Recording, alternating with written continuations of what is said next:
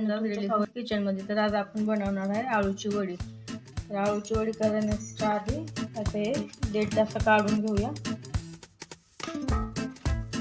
अशा त्याच्या शेरा ज्या असतात ते थोडे व्यवस्थित काढून घ्यायच्या. तर आता आपण हे देठ ही व्यवस्थित काढून घेतलेलं. तर त्याला थोडंसं पळपटावर लाटून घेऊया हलक्या हाताने. हलक्या हाताने लाटून थोडंसं पान असं मऊ करून घेणार आहे. हलक्या हाताने थोडंसं लाटून घ्यायचं म्हणजे वडी छान असा रोल होतो. मऊ बदली पान अशी. तर आता पानं मी लाटून घेतलेले आहेत आणि अशी मऊ झालेले आहेत. आता रेसिपीला सुरुवात करू.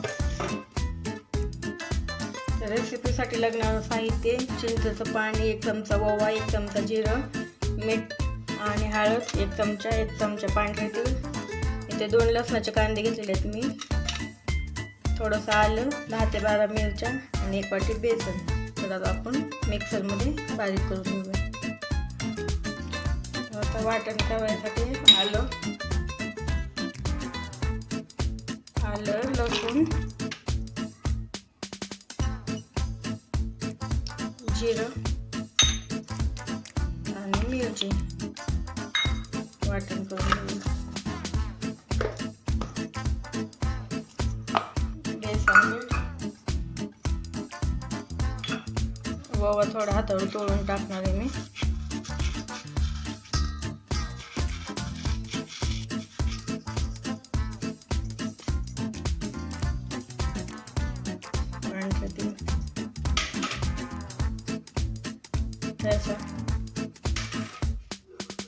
हळद आणि मीठ टेस्टनुसार.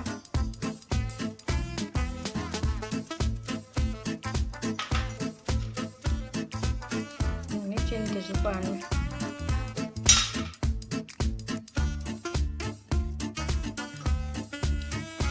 आता हे सगळं असं व्यवस्थित मिक्स करून घ्यायचं. लागेल असं पाणी घालायचं. जास्त घट्टही करायचं नाही आणि जास्त पातळही करायचं नाही.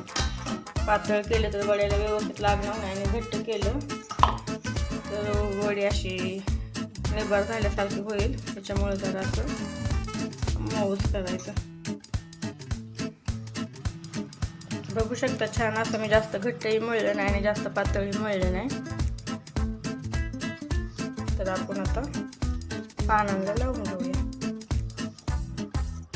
तर आपण आता पानाला जे केलेलं सारण आहे ते लावून घेऊया. थोडंसं तेल लावायचं. तेल लावल्यामुळं बेसन असं जास्त घट्ट होत नाही, वडी अशी निबार होत नाही. थोडंसं तेल लावून घेतलं. सारण लावून घेऊया आता.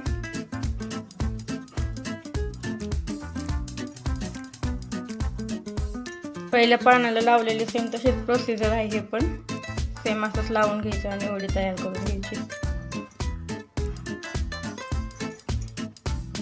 आता वडीचा रोल करून घेऊया आपण आणि उकडायला ठेवूया.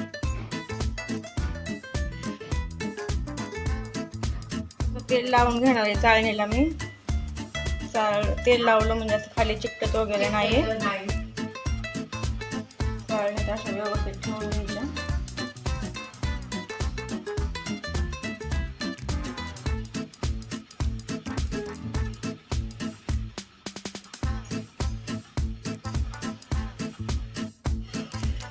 गरम पाणी करून घेतलं होतं. त्याच्यावर फुल गॅसवर असं 20 मिनिटं मी उकडून घेणार आहे झाकण ठेवून.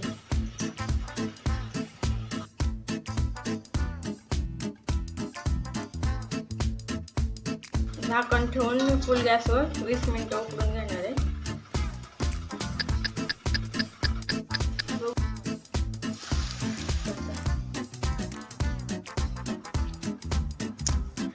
तर बघू शकता आपली वडी किती छान शिजलेली आहे. अजिबात चिकटली नाही.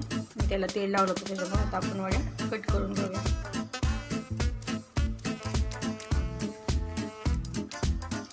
हलक्या हाताने कट करून घ्यायच्या. त्याच्यामुळं त्याची जी जाळी झालेली आहे ती अजिबात विस्कटत नाही.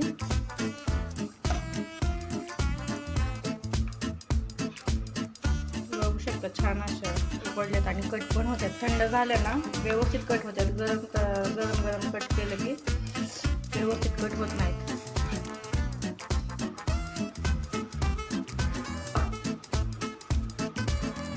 चला आता फ्राय करून घेऊया वड्या. तेल जास्त कडकडीत तापवायचं नाही, बारीक गॅसवर तेल मी गरम करून घेतलेलं आहे. तेल जास्त कडक तापलेलं असलं ना तर वड्या करपू शकतात. मी बारीक गॅसवर असं तेल गरम करून घेतलेलं आहे. हळूच अशा वड्या सोडून घेऊन बारीक गॅसवर फ्राय करून घ्यायच्या कोरकोरीत होईपर्यंत.